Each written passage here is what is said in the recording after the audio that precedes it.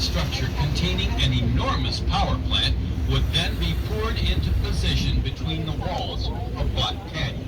Of course, in reality, the actual construction was a very different story.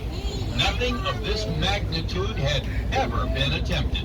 New techniques and equipment had to be developed to deal with each new problem that arose. Hoover Dam became the model for dozens of projects that followed. The working conditions were unbelievably harsh. Air temperatures that soared to 120 degrees and rarely slipped below 80 all added to the difficulty.